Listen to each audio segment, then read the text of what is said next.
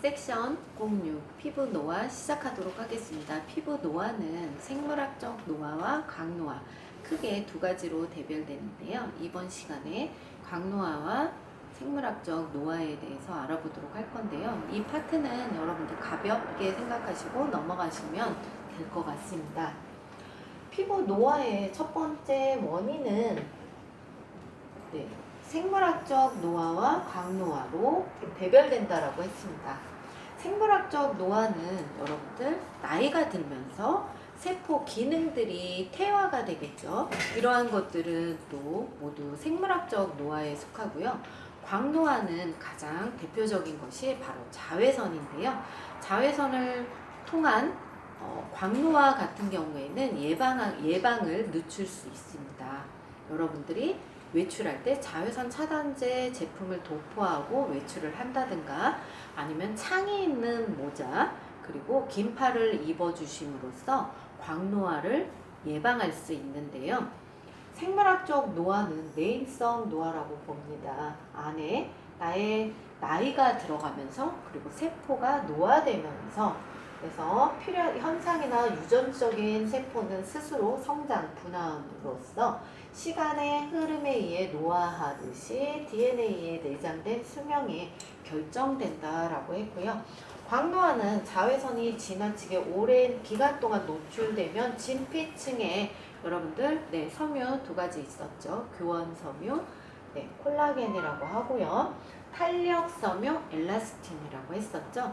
그래서 진피층에는 유두층과 망상층이 존재하고 이렇게 교원 섬유와 탄력 섬유의 저하로 인해서 노화가 발생된다. 내인성 노화에 비해 광노화는 여러분들 굵은 주름을 형성하고요. 또 잔주름이 많이 발생된다라고 합니다. 노화 피부의 특징 보도록 할 건데요. 노화 피부의 특징 중 수분 부족과 진피 내 수분 부족으로 나누어 볼 수 있는데요. 수분이 부족할 때는 표피에서 과다한 수분이 증발하면서 유분이 부족해서 수분을 보유할 능력이 부족한 상태로서 여러 가지 특징을 갖는다라고 해요. 수분이 부족하게 되면서 여러분들 수분이 빠져나가면 피부는 건조해지죠.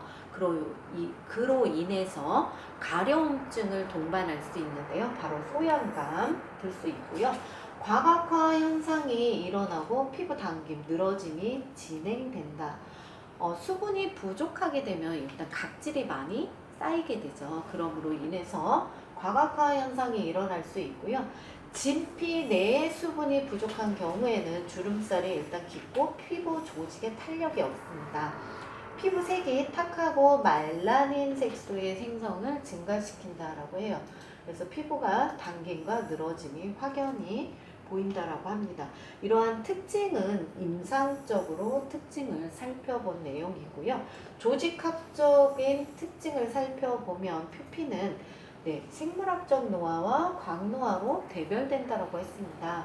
생물학적 노화는 피부의 두께가 얇아지고 멜라닌 형성 세포의 수가 감소되었다. 이 세포가 감소되었다라는 것은 여러분들 피부의 면역 기능이 많이 감소가 됐다라고 보면 될 것 같습니다. 랑게르한스 세포 어디서 많이 들어보셨죠? 표피의 유구층에 존재하는 랑게르한스 세포는 면역 기능과 관련이 있습니다.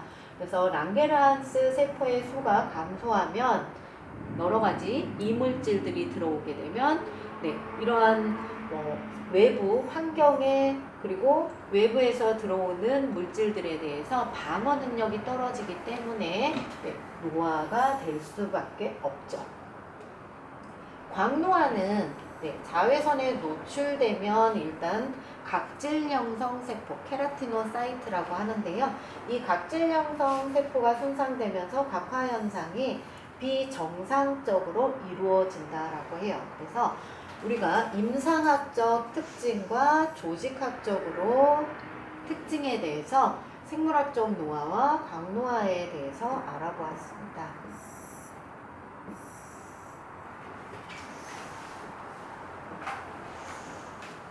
다음은 진피에 대해서 알아보도록 할 건데요. 진피에는 여러분들 두 가지 섬유 존재한다라고 했었죠.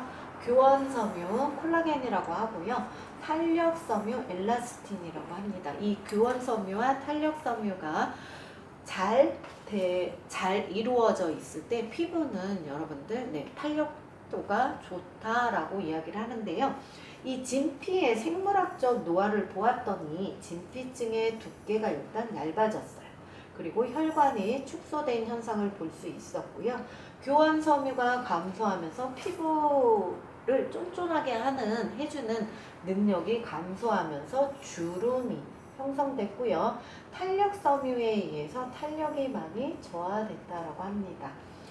광노화로 보면 자외선은 세포의 단백질을 파괴한다라고 했었죠. 우리 광노화 같은 경우에는 혹시 기억하시나요? 세포에 DNA가 있다라고 했었죠. 이 DNA는 햇빛을 받게 되면 바로 성장을 멈춘다라고 했죠. 그래서 세포는 두 가지 중에 한 가지를 선택한다라고 했습니다. 스스로 자폭을 하든지 아니면 손상된 DNA를 치유를 해서 계속 데리고 가든지. 끊임없이 세포는 분화하고 분화를 함으로써 성장을 끊임없이 하게 되는데요. 이러한 단백질이 파괴됨으로써 교환섬유의 전구체인 섬유화세포, 파이브로블라스트라고 하는데요. 이 섬유화세포의 합성을 방해를 한다라고 합니다.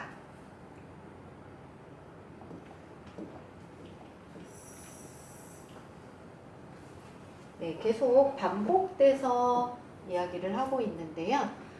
표피의 변화를 보면 표피 내 보습도와 표피의 상태를 나타내는데 노화 피부는 각질층의 보습도가 가립층의 약 20% 수준밖에 되지 않는다라고 해요. 그래서 생물학적 노화를 보았더니 진피층에 비해 매우 적어 건조화 현상을 가져올 수 있고요. 보습도는 각질층이 가장 낮고 기저층으로 갈수록 증가한다고 합니다. 주름살, 피부 처짐은 물론 부드러운 유연성이 없어 까슬까슬하고 피부가 윤기가 없다라고 하네요. 광노화 역시 곽화 현상에 따라 피부가 얇고 많이 수축이 되었다라고 합니다. 모세혈관 확장 또는 모공이 커지면서 딱딱한 피부의 질감을 나타낸다라고 해요. 진피의 변화를 봤더니 생물학적 노화와 광노화로 보았습니다.